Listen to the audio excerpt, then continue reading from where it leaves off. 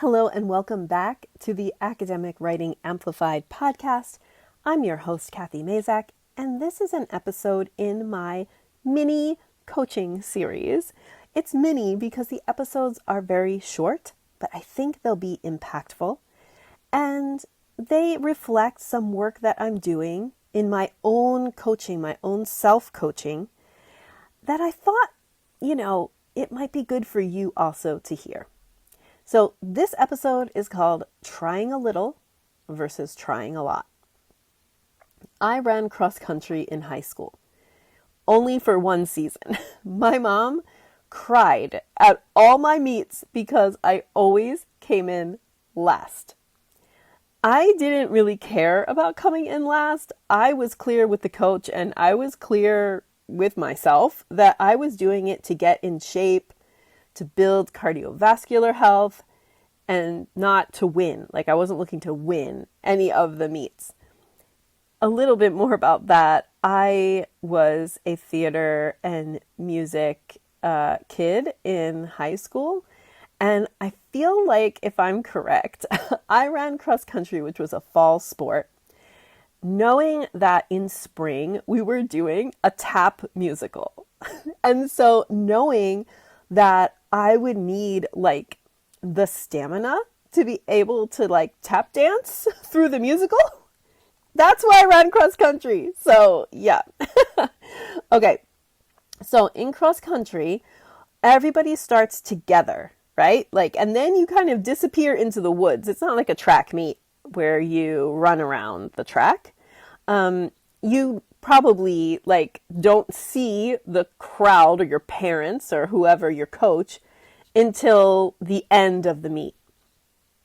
So you kind of reappear at the finish line.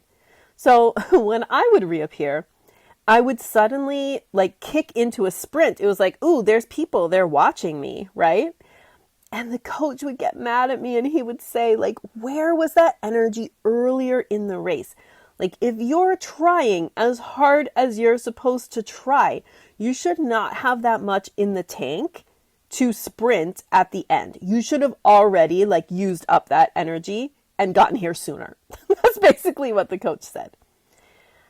And I realized, and this is a pattern for me in exercise for sure, that in cross country, I was trying a little, right? I was conserving energy. And literally, this has been such a theme, and it has come out now in my self-coaching about this, being afraid to expend energy because my energy will run out. And with any athletic pursuit that I've ever tried, that has been me trying to conserve. And then, oh, there's a bunch of people. Now I can sprint at the end. So as I mentioned in my previous mini podcast episode, I'm self-coaching myself to a really big goal right now. So I'm intentionally trying to up level and I'm intentionally trying to grow. That's what my self-coaching work is about. So during this process of self-coaching, I had to ask myself, why haven't I met this goal yet? So the goal that I'm working towards is one that I've had for a while. So why am I not there yet? Why haven't I achieved it? And when I asked myself that question is when I realized that I was trying a little. So trying a little, conserving my energy, looked like saying, I'm too busy and overscheduled, and so not following through on good plans that I had laid out. I had great plans, great ideas, and I wasn't executing on them fully because I would be like, I'm so busy.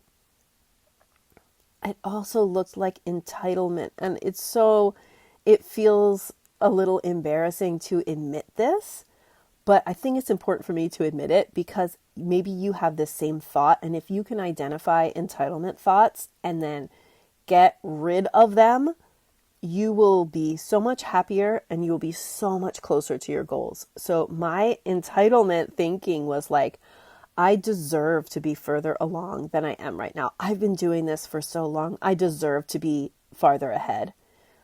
And the problem with entitlement thinking is that it masks your real problems that you could actually solve. So while you're saying, I'm entitled to this and shouldn't I have that, you are ignoring like actual problems that you could be using your energy to solve. Trying a little also looked like avoiding doing difficult but learnable things because I thought they were below me. Ooh, and that one hurts to say out loud as well. But sometimes I think, we develop in our professional lives and in our families and everything, like to this point where we think there's things that are beneath us.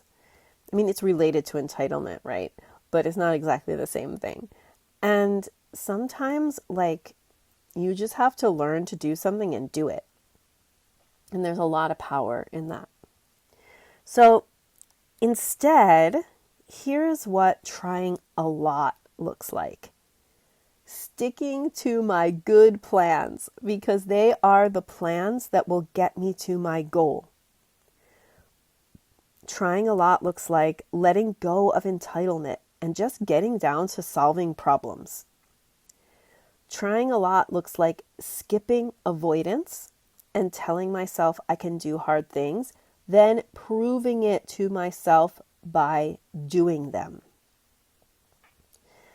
So in this mini podcast episode, I want to gently ask you, how have you been trying a little with your writing and publishing? Trying a little with writing might look like scheduling writing in your calendar, but then not honoring that scheduled time. Saying, I'm just too busy, and not changing anything to get less busy. Avoiding your papers because they have hard intellectual problems to solve in them. All of those things might be you trying a little. So I ask you, what would trying a lot look like for you? Remember, you have two choices. Live without reaching your full potential, always wondering what might have happened if you overcame fear and tried for real.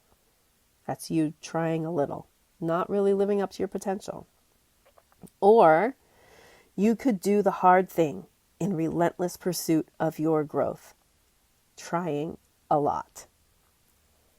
If you're up for it, this is your invitation to try a lot. I'm right here with you.